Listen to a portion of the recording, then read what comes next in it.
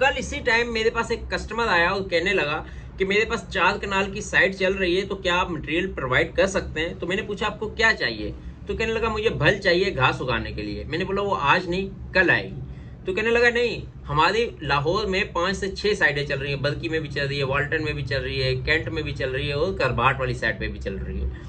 तो अगर आप हमें मटेरियल प्रोवाइड करेंगे तो आपको काम करने में मजा आएगा, मगर ये शर्त है कि आपका रेट बहुत मुनासिब होना चाहिए। मैंने बोला ठीक है।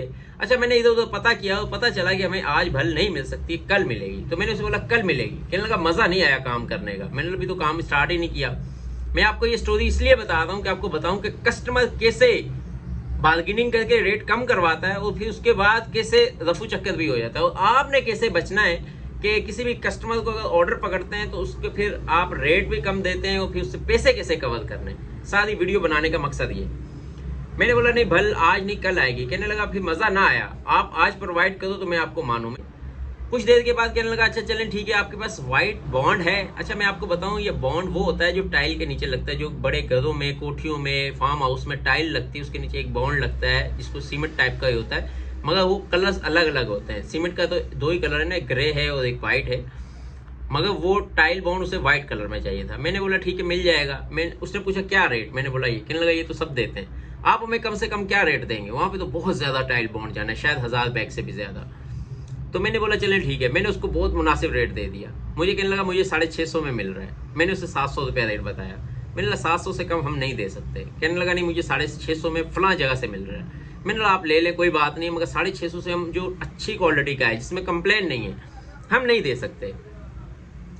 कहने लगा चलें ठीक है आप भेज दें। तो मैंने बोला पेमेंट, कहने लगा पेमेंट आपको वहां पे मिलेगी, क्योंकि हमारी कंपनियों का काम है, कंपनियों के बड़े काम होते हैं, तो ऐसा होता है कि पेमेंट वहाँ पे अकाउंट्स डिपार्ट से, वहाँ पे एक बंदा मुंशी होता है उसके हाथ में होती है, वो आपको पेमेंट देगा। मैंने बोला फिर टाइल बॉन्ड आज नहीं कल मिलेगा, कल आ जाएगा, ये रात को आ जाएगा, क्योंकि हमारी अपनी टाइल बॉन्ड की फैक्ट्री है। तो मैंने सोचा रात को बनवा देता हूँ, सुबह पहुंचा दूंगा, क्योंकि व्हाइट बॉन्ड की सेल बहुत कम है, इसलिए हम बना के नहीं रखते, ऑर्डर पे बनाते हैं। तो मैंने बोला ठीक है मैं आपको जो है ना सुबह भेज दूंगा। कहने लगा सुबह कितने बजे। मैंने बोला 8 से 9 बजे, जितना टाइम आप बोले। कहने लगा 9 बजे भेजना, 9 बजे स्टाफ आ जाता है और आपको पेमेंट मिल जाएगी। मैंने बोला आप एडवांस जमा करवा दें। कहने लगा आप हमारे साथ चलेंगे ना तो आपको आइडिया होगा कि कारोबार होता क्या है, हमारी तो बहुत ज्यादा कारोबार है। अब उसका ऑर्डर भी छोटा था। कहने लगा ज्यादा बॉन्ड है मगर आप सैंपल के तौर पर 30 बैग भेज दें। अब छोटा सा ऑर्डर था, वो दूर बहुत था, यहाँ से तकरीबन 15 किलोमीटर, 14 से 15 किलोमीटर। अब मैंने बोला छोटा सा ऑर्डर है और चलें शायद कस्टमर अच्छा हो तो कल को फ़ायदा हो ही जाएगा। मैंने ऑर्डर यस कर दिया और मैंने रात को लड़कों को मशीन पे माल बनवाया और सुबह लोड करवाया और भेज दिया।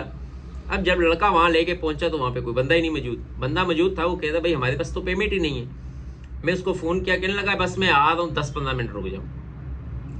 मैंने आधे घंटे बाद फ़ोन किया, कहने लगा मैं तो जोड़े पुल पे हूँ, आप ऐसा करो बंदे को बुला लो, मैं पेमेंट आगे दे रहा हूँ। मैंने बोला देखो मज़ा नहीं आया काम करने का। कितने अफसोस की बात है कि आपके एडवांस लिए बगैर, आपसे बात किए बगैर मैंने माल भेज दिया और जिस टाइम पे बोला। इसीलिए मैं बोल रहा था भल आप लोगों को वो वादे में जो बोलते हैं आधी माल आता नहीं है, माल हम भेज देते हैं तो पेमेंट के वक्त आपने आज काम खराब कर दिया। मुझे कहने लगा कि चले मैं जो है ना बस आपके पास आ रहा हूँ, रिक्शे वाले को बुला ले। मैंने वो लोडर्स को बोला, मैंने बोला आप वापस आ जाए। मैंने 1 घंटे के बाद कॉल की तो कहने लगा बस मैं 15 से 20 मिनट में आपके पास। मैंने 15 से 20 मिनट के बाद कॉल की तो नंबर बंद जा रहा है। अब वो यहाँ से है भी 15 किलोमीटर दूर। मतलब ये है कि यहाँ पे हम लोग कैसे फंसते हैं कि ऑर्डर भी मिल जाए, वो कुछ थोड़ा सा मुनाफा भी रखे और फिर बंदा गायब हो जाए तो फिर हमारे ऊपर क्या गुजरती है। अब मैंने बोला इतनी दूर बंदे को भी भेजा, बंदे का नंबर भी बंद हो गया है। अब मैंने बोला दोबारा भेजूंगा तो कराया ही हमें वादे नहीं है, इतनी दूर आना जाना। मैं 1-2 घंटे तक मुसलसल कॉल मिलाता था, नंबर उसका बन जा रहा था। मैंने बोला अच्छा। वहाँ पे एक और दुकान है, उसको मैंने फ़ोन किया। मैंने बोला आपके पास है करबाट। कहने लगा हाँ है। मैंने बोला फलां फार्म हाउस पे जाएं, वहाँ से वाइट बॉन्ड उठाएं और अपनी दुकान पे ले आए, बाकी आपके साथ मैं हिसाब किताब कर लूँगा। कहने लगा क्या हुआ। मैंने बोला ऐसे हुआ। कहने लगा आपके साथ गेम कर गया बंदा। मैंने बोला चले खैर कर गया है तो कोई बात नहीं।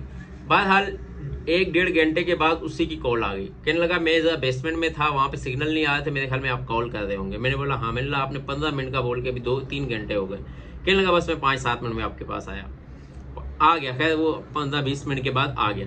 मुझे कहने लगा कि यार जो है ना आपको तो इतनी टेंशन थी पैसों की। मैंने बोला देखें हमें टेंशन 1 लाख 1 करोड़ 10 करोड़ की भी नहीं होती है। जब बंदा हमारा ट्रस्टेड हो जाए, हमें पता हो उसका लेन देन कैसा है, वो बंदा कैसा है, तो हमें कोई टेंशन नहीं होती। हम पूरी सीमेंट की गाड़ी 15 लाख की भी बेच देते हैं। मगर अगर हमें ट्रस्टेड नहीं है तो हम 5 रुपये का सामान भी नहीं बेचते। तो कहने लगा कि कमल भाई ये जो है ना आज से हमारा आपका काम शाम बड़ा सही चल रहा है, तो आप माल बेच दिया करें, हम पैसे बेच दिया करें। मैंने बोला नहीं। मैंने बोला अगर मैं रात को आपको टाइम पे माल ना देता तो समझ लें कि मेरा कारोबार का तरीका का सही नहीं था। जब मैंने टाइम पे दिया, आपने पैसे टाइम पे नहीं दिए, आज के बाद आप पहले पैसे देंगे फिर काम होगा। तो कहने लगा नहीं यार हम ऐसे नहीं, हम वैसे नहीं। मिला आप जैसे भी हैं पैसे दे देंगे, हम आपका माल पहुंचा देंगे, नहीं तो नहीं।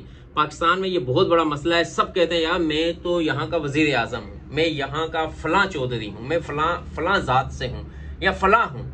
आपकी मिजाल कैसे हुई कि आपने मुझसे पैसे मांग लिए? आप मुझे जानते नहीं हो। और मैं सच बताऊँ तो वो ही सबसे ज़्यादा नालायक और थका हुआ बंदा होता है। जो बंदा ईमानदार, वाकई में चौधरी या किसी बड़ेपन का बंदा होगा, वो कभी भी आके आपको ये नहीं बोलेगा आप मुझे जानते नहीं हो।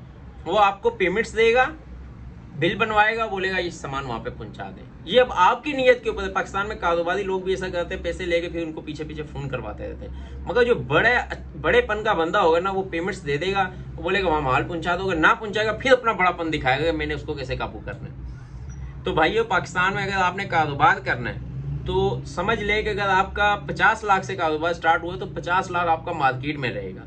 और फिर ऐसे लोग आपको तो इतने ज्यादा मिलेंगे कि आपकी सोच है कि जो बोलेंगे कि बस पहुंचे, माल पहुंचाओ, पैसे ले लो, माल पहुंचाओ। अब ये ऑनलाइन 2 नंबरी क्यों होती है? आप फेसबुक से ले लें, दराज से ले लें या किसी भी OLX से ले लें, सामान 2 नंबरी क्यों होती है? उसकी मेन रीजन यही है कि सामान मौके पे पहुंचता है, पैसे लेते हैं और फिर 2 नंबरी कर जाते हैं। इसलिए कस्टमर भी डरा होता है कि पहले मैं माल मंगवाऊं, चेक करूं, मैं पैसे दूं। मगर दुकानदार भी डरा हुआ होता है कि यार माल पहुंचाए, ये ना हो कि रिटर्न कर दे या पैसे ना दे या बोले यार मैं फलां जगह हूँ। हमारे काम में तो अक्सर ऐसा होता है, कहते हैं भाई मशीन रुक गई, लेंटर डल रहा है, जल्दी जल्दी सामान भेज देते हैं। और यार वो पाइप लेने गया है, यार वो पानी लेने गया है, वो ड्रम लेने के लिए गया है, बस अभी तो आप पहुंचो शॉप पे हमारे। फिर 2 दिन 4 दिन 5 दिन हफ्ता 10 दिन इस तरह मतलब कि फ़ोन करना पड़ता है या जाना पड़ता है। फिर पेमेंट्स तो मिल ही जाती हैं। बताने का मकसद ये है कि अगर आपने कारोबार करना है तो किसी पे ट्रस्ट करना है तो इस तरह नहीं करना है आपने। आप बंदे, मेरा काम था कि मैं वहाँ पे बंदे को भेजता तो फिर कहता पेमेंट नहीं मिली, आप माल वापस ले। मगर उसने बड़ी चाल चली, उसने बोला कि आप मेन रोड पे आओ, मैं आपको वहाँ पे खड़ा हूँ, पैसे आ जाएंगे। मेन पे आया तो कहने लगा आप फलां पेट्रोल पंप पे आओ, वहाँ पे मैं वहीं पे आ रहा हूँ, वहाँ पे पैसे दे देता हूँ। फिर वहाँ पे तक आ गया तो फिर मुझे उसने बताया मैं तो यहाँ तक आ गया हूँ। मैंने बोला यार आप माल वापस उठा के ले आते अगर नहीं पैसे थे तो। हम अपना काम का तरीका ये है कि जो ट्रस्टेड बंदा नहीं होता है ना, फिर हम वहाँ पे पैसे नहीं मिले, फिर मैं लड़कों को कहता हूँ कोई बात नहीं, 500 1000 2000 रुपये का किराया पड़ गया ना, वो पड़ने दो, माल वापस ले आओ। मैं वापस मंगवा भी लेता हूँ। कहीं पे जगह खराब हो, लेबर को कई दफ़ा कस्टमर कहते हैं फलां जगह उतार दो सामान, वहाँ पे गाड़ी नहीं जा सकती, रिक्शा नहीं जा सकता है, कहते हैं सर पे उठा के रखो। मैं कहता हूँ वापस ले आओ, क्योंकि नजायज़ आपके साथ भी ना हो, उसके साथ भी ना हो। नई बचत होती, नई बचत, किराया हमें 500 1000 रुपया लग जाएगा, कोई बात नहीं है। तो मैं अक्सर न्यू कस्टमर के साथ ऐसे ही करता हूँ कि मैं सामान पहुँचाता हूँ, अगर ना पेमेंट्स रिसीव हो मैं ले आता हूँ। मगर कस्टमर जो है फलां जगह आ जाओ, मैं वहाँ पे पैसे दे दो, फलां जगह आ जाओ, मैं वहाँ पैसे दे दो, फलां जगह, फिर उसके बाद कहता भाई मैं तो जोड़े पुल पे हूँ, अब ना बंदा वहाँ का ना यहाँ का। तो कारोबार पाकिस्तान में करें तो इन चीज़ों का बड़ा ख्याल रखें कि बड़ेपन के लोग होते हैं वो पहले पैसे देते हैं, और जो बड़ेपन के नहीं होते वो बड़ी बड़ी बातें सुनाते हैं। आज तक के लिए इतना ही काफ़ी। अपना और अपने दोस्तों का ख्याल रखिएगा। अल्लाह हाफिज़।